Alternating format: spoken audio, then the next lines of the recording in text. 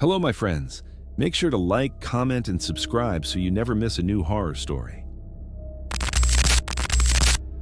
I should have known something was off the moment the calendar flipped to December 31st. My apartment felt colder than usual, though the heater hummed in the background. The city outside sparkled with the usual chaos, fireworks, honking cars, and the deafening cheer of people counting down the final seconds of the year.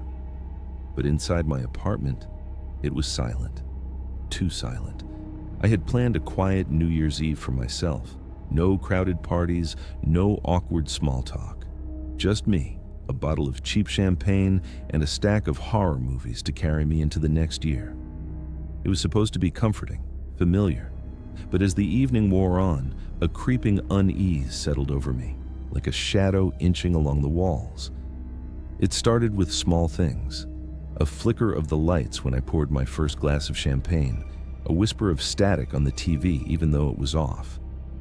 I told myself it was nothing, just my imagination. But then the first knock came, a soft, deliberate rapping at the door. I froze, glass in hand, heart skipping a beat. It was late, and I hadn't invited anyone. My apartment building was mostly empty. Everyone else had gone home or to parties. "Hello?" I called, trying to keep my voice steady. No answer, only silence. I shrugged it off, probably some kid playing tricks or the wind, yet the feeling didn't leave me. It grew heavier, more pressing, like someone, or something, was breathing just outside. Hours passed, the city's fireworks echoing faintly in the distance. I tried to distract myself, watching movies, checking my phone, scrolling through social media. The clock ticked closer to midnight, and with it, my unease deepened. That's when I heard it, the sound of laughter, low and guttural, echoing from the hallway. Not the playful kind, but something harsh, animalistic. I froze, straining to hear. It stopped when I strained too hard. Then came the scratching, nails or claws dragging slowly across the wood of my door. My pulse jumped, and I pressed my back against the couch. Okay. It's nothing, I whispered to myself. Just the building settling. But I knew better. Midnight drew nearer. I could see the fireworks beginning outside my window, bursts of red, green, and gold lighting up the skyline. I wanted to go downstairs, join the crowd, feel normal for just a few seconds, but a part of me couldn't leave. The door. I couldn't leave it closed either. I felt eyes on me. Then came the whispering. Soft, unintelligible words like a chant, curling around the edges of my mind. I couldn't make out the language, but the tone was sharp, malicious, pulling at something deep inside me. The air in my apartment grew heavier, almost viscous. My champagne glass rattled on the table, though I hadn't touched it. I wanted to run. I wanted to scream, but my legs felt glued to the carpet, and then the lights went out. The apartment plunged into darkness, the only illumination coming from the sporadic flashes of fireworks outside. In those flickering moments, I saw it, a shadow in the corner, tall, humanoid, but distorted, like the darkness had taken human form. It wasn't moving toward me yet, but I could feel its attention, its awareness, like I was the only thing keeping it anchored in this reality. I stumbled backward, heart hammering, knocking over the champagne. The glass shattered. I could hear its whispering now, words clear as if it were right next to my ear. The new year belongs to me. I bolted to the door, fumbling with the lock. My hands trembled violently. I needed to get out, to escape this nightmare before midnight struck. But the door wouldn't budge. It was locked from the outside. Then I noticed the windows. Normally, I'd never considered climbing out, but desperation makes you do strange things. I ran to the nearest window and yanked at the latch. It was jammed. Something heavy pressed against it from outside, rocking the frame. A scream ripped out of me, raw and desperate. I didn't know who or what I was screaming at. I didn't care. And then the fireworks exploded outside in a perfect chorus of light and sound. Midnight had arrived. At first, Nothing happened. Relief surged through me. Maybe it was just my imagination, I told myself. Maybe I'd been scared for nothing. But then the apartment changed. The walls seemed to breathe. Shadows stretched unnaturally long, twisting and writhing as though alive. My reflection in the broken glass of the champagne bottle didn't move when I did. The air grew thick with the scent of smoke and rot. And I heard them. Thousands of whispers now, echoing from every corner, every crack, every dark space. New year, new fear belongs to me. I turned toward the shadow in the corner, expecting it to attack. Instead, it spoke. A voice, both familiar and alien, a twisted mockery of my own. You celebrated another year, alone. That's perfect. It's time for a new beginning. The room tilted, warped. My body felt heavier, anchored by some unseen force. The shadow moved closer, or maybe I was being pulled into it. I couldn't tell anymore. Then came the touch. Cold, like liquid metal, sliding over my skin, seeping into my veins. Panic clawed at me, but I couldn't move. I tried to scream again, but no sound came out. My reflection in the window now grinned at me, a cruel, impossible smile that wasn't mine. And then I understood. This wasn't just a shadow. It wasn't just fear. It was time itself, or something older, something that consumed moments and memories, feasting on the cusp of endings and beginnings, and I was its offering. The fireworks outside suddenly stopped. Silence. A deep, heavy silence that pressed against my eardrums. And then, as if a switch had been thrown, the apartment was filled with the sounds of my own life, the memories of birthdays, failures, laughter, heartbreaks, all looping in a nightmarish symphony. I could see myself at each moment, trapped, reliving every regret, every misstep. You wanted a quiet new year, the shadow hissed. Now you'll have eternity. And then, everything went black. I woke up, or thought I did. My apartment was normal, warm, quiet. The calendar said January 1st. My champagne glass was intact, untouched. The city outside roared back to life, oblivious to the horror that had passed. I breathed a sigh of relief. Maybe it had been a dream, a nightmare brought on by too much loneliness, too much fear. But then I heard it. A soft knock at the door. I froze. I didn't answer, but I knew. Midnight wasn't over. Something had followed me into the new year, and as the echoes of the first New Year's fireworks faded into the night, I realized with bone-deep certainty that I wasn't alone, and I never would be again. I always loved New Year's Eve. There was something intoxicating about standing on the edge of one year and peering into the next, imagining a clean slate. But last year was different. I'll never forget it. I decided to spend New Year's Eve alone for the first time in years. My friends had other plans, parties, trips, family gatherings. I had the apartment to myself, my small, cluttered one-bedroom in the older part of the city, cozy, quiet, and perfect for reflection. Or so I thought. The evening started normally. I ordered takeout, poured a glass of sparkling cider, and set up my laptop to stream a live countdown from Times Square. The city outside buzzed faintly through the cracked window, but my apartment was calm, almost too calm. The kind of calm that feels like a lull before a storm. I remember hearing the first odd sound around 10:30. At first, I dismissed it as plumbing. A faint thud, like a heavy object dropping somewhere in the building. Then another, and another. The timing was off, irregular, almost deliberate. I froze. My apartment was on the 4th floor, and no one had been there all day. No delivery, no visitors. I rationalized it. Maybe someone upstairs, maybe the wind. By 11, the noises had grown louder, closer. I could hear a slow scratching along the walls, the sound of nails or claws scraping against plaster. My stomach twisted. "Get a grip," I muttered. "It's nothing." I poured another drink and tried to watch TV, but the volume felt muted, distant. The air suddenly became dense, heavy, like I was breathing through water. I rubbed my arms and tried to shake the unease. Then the first knock came. Soft, polite, but somehow wrong. Too deliberate. I stood frozen. "Hello?" I called, my voice cracking. No answer, just the faint echo of my own voice bouncing back from the hallway. I wanted to ignore it, but instinct told me to check. I approached the door slowly, peering through the peephole. Nothing. Empty hallway. Bare fluorescent lights flickered above, casting a sickly glow. Then the whispering began. Soft at first, almost melodic. It seemed to come from the walls themselves, curling around my skull like smoke. I couldn't make out the words, but it was calling to me, coaxing me to something. I don't know what.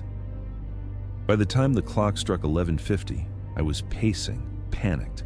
I'd poured 3 glasses of cider but barely touched any. My phone was dead. I didn't notice until I tried to scroll for distraction. Not that it mattered. No calls, no messages, nothing.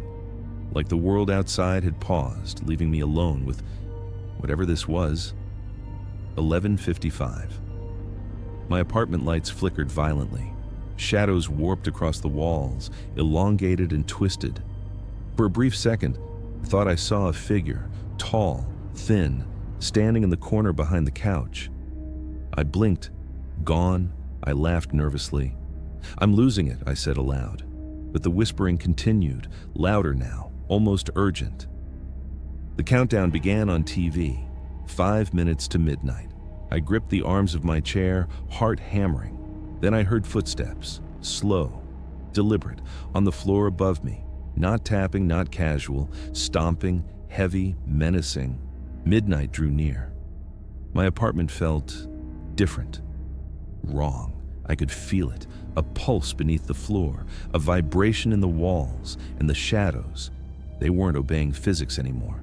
They stretched toward me, reaching as if alive. And then the lights went out. Complete darkness. I stumbled, my hand brushing against the couch, the table. My glass shattered on the floor. The wind outside howled, even though all the windows were closed, and I heard it. A voice, not human, not male, not female. Something old, vast, dripping with malice. "Welcome to your new year." I screamed, but no sound came out. My mouth opened and only silence poured forth. Panic clawed at my throat. Then I saw it. A shadow, impossibly tall, standing at the far corner of the room. It moved, but not like anything living. It stretched and warped with each step, growing taller, darker, more hungry. Its presence pressed against my mind, invading my thoughts, twisting my memories. I could feel my own fear reflected back at me, magnified, crushing. I tried to run. I lunged for the door, but it wouldn't budge, locked from the outside. My apartment, the place that had always been safe, had become a trap. The shadow advanced. Its form flickered in the dim light from the fireworks outside. I caught glimpses of eyes, too many eyes, millions of them staring into mine. My chest tightened, every breath a struggle. And then it whispered my name, not my full name, just my first name, like it had been waiting for me, learning me, stalking me through years. I fell to my knees. The floor beneath me felt like liquid, swallowing me inch by inch. I screamed again, finally finding a sound, but it was drowned out by the echo of the city's countdown. 10 seconds to midnight. The fireworks began. I could hear them clearly now, each bang resonating through the walls, shaking the floor. And in those bursts of light, I saw the world around me distort. My apartment stretched impossibly, doors appearing where none should be, windows opening into impossible skies filled with twisting fireworks that smelled like ash and decay. 3, 2, 1, and then nothing. Silence. Darkness. I opened my eyes. I was lying on the floor of my apartment, the morning sunlight streaming in through the window. The city outside was alive again, noisy, normal. I laughed nervously, relief flooding me. "Just a nightmare," I said aloud. "A horrible, stupid nightmare." but something was wrong. I could still hear the whispering, soft, persistent, coming from the corners of the room. The shadows were too dark, too thick, and when I glanced at the calendar, the date had not changed. It was still December 31st. The fireworks outside hadn't happened yet. The phone on the table was still dead, and the knocking began again, slow, deliberate, polite, wrong. I tried to leave, to escape, but the door, it wouldn't open, not from the inside. And then I realized with a cold, bone-deep certainty, midnight hadn't ended. It wasn't going to. I was trapped in the last moments of the year, over and over, watched by something that thrived on anticipation, fear, and isolation. The countdown was eternal, looping, a never-ending promise of terror. And every time I tried to scream, the shadow learned my voice, twisted it, and sent it back, laughing. It had claimed me for the new year, forever. I never believed in omens, not really. I've always thought superstition was for people afraid of living, afraid of their own shadows. But last New Year's Eve, something happened that made me reconsider, something I still can't explain, and probably never will. It started like any other New Year's Eve. I'd been invited to a small party downtown at a friend's loft. Music, laughter, champagne, nothing too fancy, nothing too intimate. Perfect for a quiet night out with people I didn't know too well. I left my apartment around 10:30 p.m., the streets alive with the usual chaos of last-minute celebrations. Snow had started falling lightly, coating the sidewalks in white. The cold didn't bother me. In fact, it sharpened my senses. The party was small, maybe a dozen people, and the loft had floor-to-ceiling windows overlooking the city. Every time a firework exploded outside, the reflections danced across the walls like sparks in a dark forest. People laughed, clinked glasses, took selfies. I wandered near the windows, sipping my drink, feeling disconnected, as I often did in social settings. Then I noticed him. Or rather, I noticed something or someone standing across the street. At first, I thought it was a partygoer, but there was something wrong. He, or it, was completely still, facing my direction, watching. Even through the crowd and the glass, I could feel the gaze, heavy, piercing, like it wasn't human, like it was measuring something inside me. I blinked. He, or it, was gone. I laughed nervously, assuming it was my imagination, but a chill ran down my spine that I couldn't shake. As the night went on, the party buzzed around me, but I kept glancing outside. Occasionally, I'd see that figure again, always in the shadows, always watching. And then the whispers started. Soft, unintelligible murmurs at first, so faint I thought it was the wind, or maybe music from another apartment. But the whispers grew louder, threading through the music, curling around my ears. They weren't coming from anyone in the room. I tried to ignore it. I focused on the countdown clock on my phone. 11:50 p.m. 10 minutes to midnight. 10 minutes to a new year. 10 minutes to something I couldn't name. By 11:55, my unease had grown unbearable. My drink sat untouched. The air in the loft felt heavier, almost sticky, pressing against my lungs. My heartbeat thumped like a drum in my ears. Then the lights flickered. People laughed nervously, assuming it was the building's old wiring, but I froze. In that brief blackout, I saw him, or it, clearly. Across the street in the faint light of a street lamp, not human, tall, impossibly thin, the angles of his body wrong, unnatural, his face. I didn't see a face, just darkness and eyes. Too many eyes, blinking, shifting, staring. The lights came back. He was gone. I tried to convince myself it was a trick of the light, snow, exhaustion. But then I felt it, a presence behind me, a cold brush of air along my neck. I turned. The loft was empty. Everyone else was laughing, oblivious, dancing, chatting. But the sensation didn't leave. 11:59. 1 minute left. I wanted to leave. I needed to leave. I whispered an excuse to my friends and bolted for the door. The snow had intensified. The streets were slick, eerily quiet despite the fireworks starting in the distance. That's when the whispers came again. Clear this time. Words I understood, though I don't know how. Don't leave. Stay. It's your turn. My pulse spiked. I looked around. No one, just the empty, snow-covered streets. And then, suddenly, I saw the figure again, across the street, closer, its form now taller, stretching impossibly toward the sky. Shadows clung to it, writhing like living smoke. I ran, slipping, sliding on the ice, my breath ragged. The fireworks exploded around me, dazzling bursts of red and gold that should have comforted me. But they didn't. They highlighted him, or it. Every flash made the shadows writhe, moving faster, reaching out. I reached my apartment building, threw open the door, and slammed it shut behind me. Heart pounding, I leaned against it, shaking. The lobby was empty, eerily silent. I took the elevator to the 5th floor, desperate for normalcy. My apartment door came into view, familiar and reassuring. I unlocked it and stepped inside. The lights were off. Not unusual, I often kept them off. But there was a faint smell, smoke, or something fouler. My chest tightened. I flicked the switch. Nothing. I tried the lamp. Nothing. The shadows in the room seemed wrong. They moved against the light, stretching, crawling. Then I saw it. On the floor. A single champagne glass, broken. My glass. But I hadn't even brought a drink from the party. I backed away. The whispers returned, louder now, surrounding me. Midnight. Your turn. Forever. I stumbled backward into the wall, and then the lights flickered.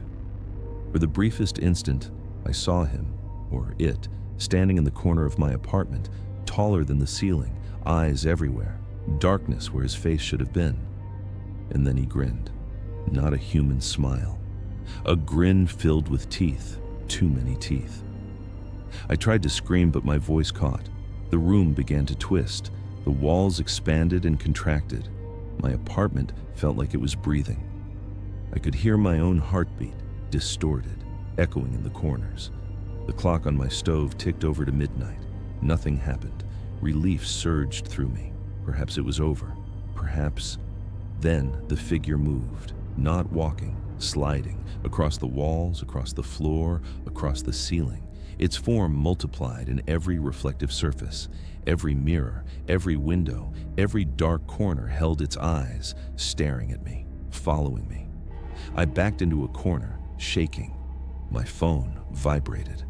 A message. No sender, just one line. Next year starts now. The room went black, total darkness, and the whispers became screaming. Not outside, not in my ears, but inside my head. My memories, my regrets, my fears, they all shouted at me. I saw every New Year's Eve I had celebrated, every mistake, every lonely night, every fleeting happiness, looping endlessly. Then, as suddenly as it had started, the silence. The apartment returned to normal, or as normal as it could be. My clock read 12:01 a.m. I was alive, or so I thought. I tried to move. My body obeyed, but something was off. My reflection in the mirror didn't match me. My hands moved, but the reflections didn't. My own voice. When I tried to speak, it wasn't mine. I ran to the window. Outside, fireworks illuminated the city. Life carried on. Normal. But I knew the truth. I hadn't escaped. Midnight hadn't ended. It had claimed me. And somewhere in the shadows, it waited.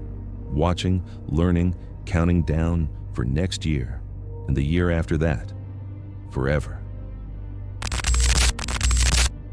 I should have known something was wrong the moment I walked into the old hotel lobby. It was New Year's Eve, and I had decided to spend it alone in a cheap historic hotel downtown.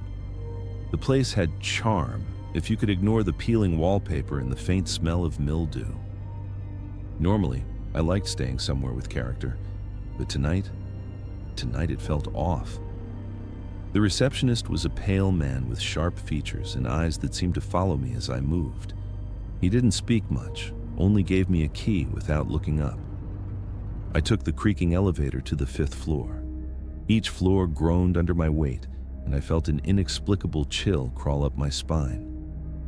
The room was small, the furniture old and dusty. I set my bag down and cracked open a cheap bottle of champagne I'd brought with me.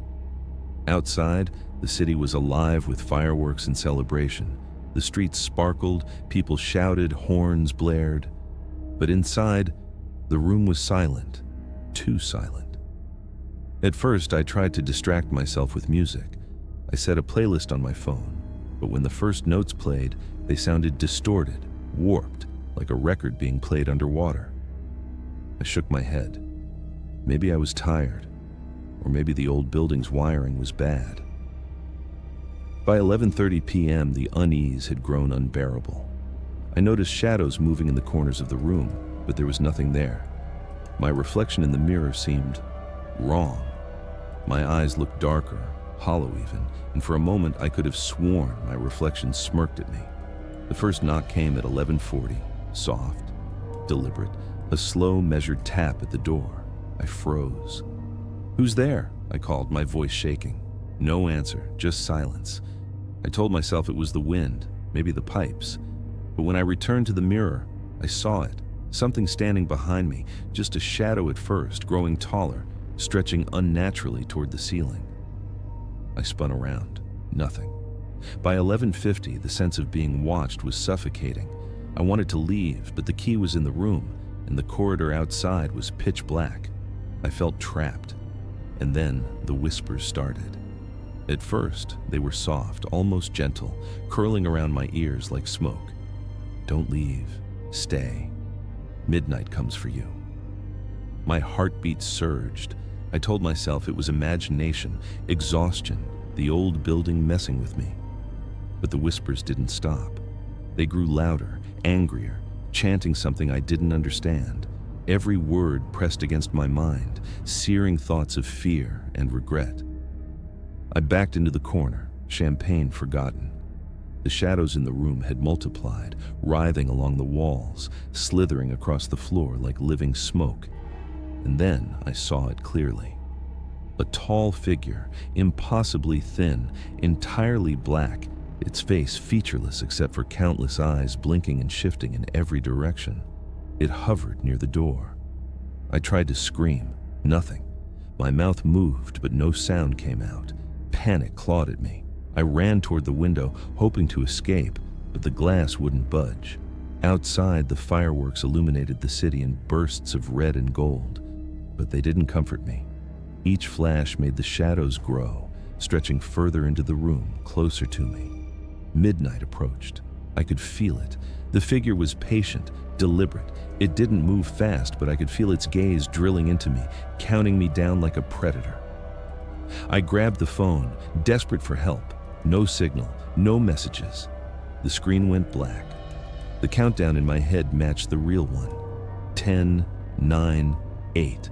By the time the city's fireworks were booming outside, the figure had crept closer, dragging its impossibly long limbs across the walls, ceiling, and floor.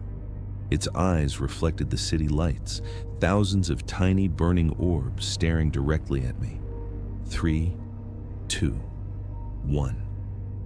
The lights flickered, then went out. Total darkness. I could hear the whispers become a scream inside my head, a cacophony of voices, memories, regrets, and fears.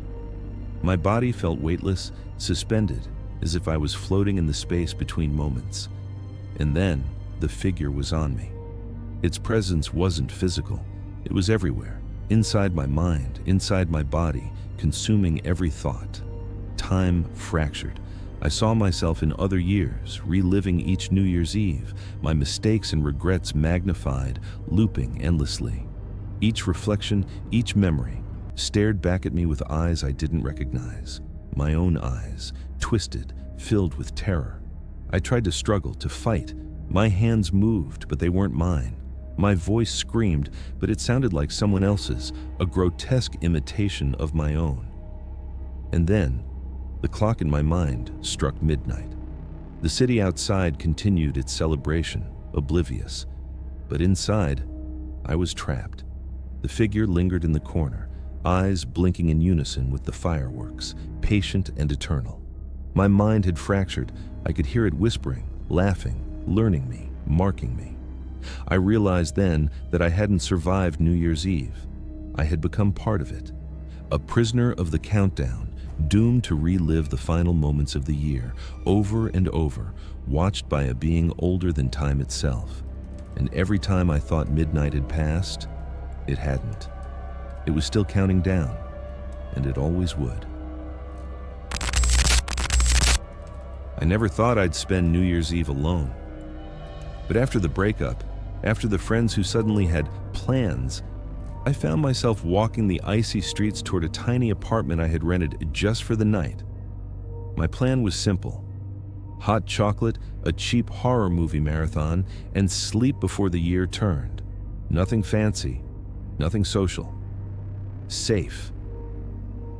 The apartment was small, on the top floor of a building that groaned under the winter wind. The windows were frosted over, making the outside world a blurry smear of city lights. I set my bag down, lit a single lamp, and unpacked the snacks I had brought. By 10 o'clock, I was curled up on the couch, the TV flickering. Outside, the distant hum of celebrations rolled faintly against the walls. I was alone, perfectly alone. Then came the sound. It was soft, almost polite at first. A knock. I froze. The building was mostly empty, and I hadn't expected anyone. I peeked through the peephole, empty hallway. The light above the door flickered. I laughed nervously. Probably just the wind, I muttered, but a strange shiver ran down my spine. 10 minutes later, the knock came again. Louder this time, more deliberate, and I heard it, the faintest whisper, almost drowned by my own heartbeat. Let me in. I told myself I was imagining it. I tried to focus on the movie, but the screen seemed darker than usual. Shadows pooled unnaturally in the corners of the room. I could feel them moving, stretching, as if alive. By 11:30, I was pacing. Every sound made me jump. The radiator hissed, a pipe creaked, the wind rattled a window. And yet, the sense of being watched was undeniable. Something in the apartment wasn't mine. I sat back down, trying to rationalize it. Maybe it was loneliness. Maybe it was too much coffee. But when I glanced at the mirror by the doorway, my reflection moved before I did.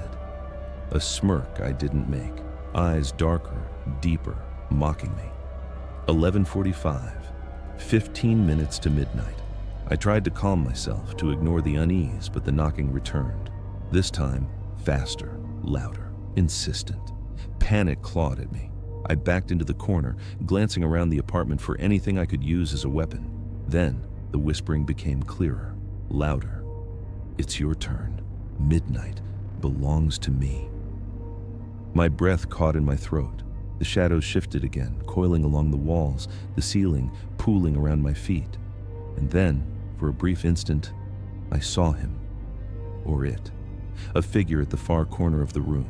Tall, impossibly thin, all black, featureless except for eyes. So many eyes, blinking in patterns that didn't make sense. Its gaze fixed on me, patient, calculating. I tried to run, but my legs wouldn't obey. My hands shook violently. My voice caught in my throat. It moved, not walking, but sliding across the room with unnatural grace, every blink of its countless eyes sending a jolt of fear into my chest. 11:59. 1 minute left. I could feel the seconds dragging, each one heavy, thick, suffocating. I grabbed my phone, desperate for help. No signal, screen black, dead. The fireworks outside began. Brief flashes of light illuminated the room for fractions of a second. In each flash, I saw the figure closer, shadows stretched unnaturally, and the reflection in the mirror grinning, leering. The countdown on TV reached 10 seconds.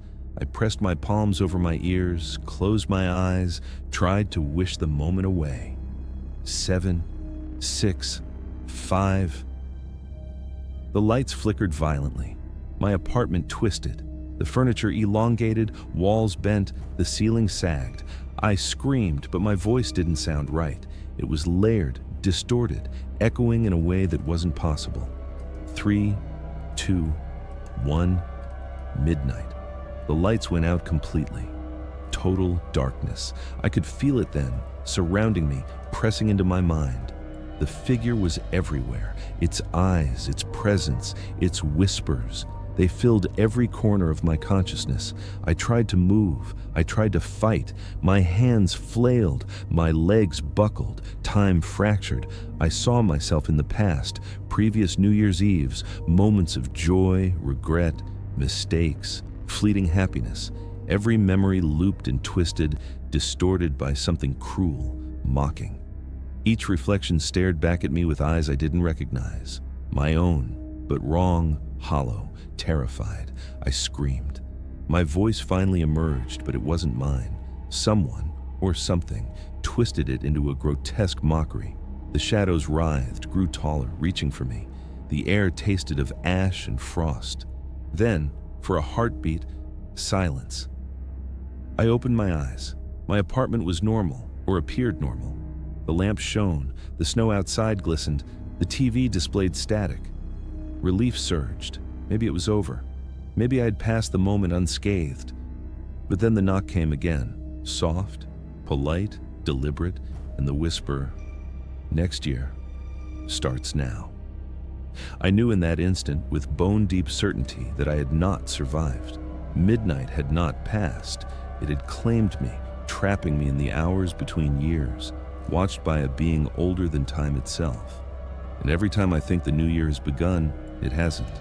It's still counting down. Forever. I hope you enjoyed the story.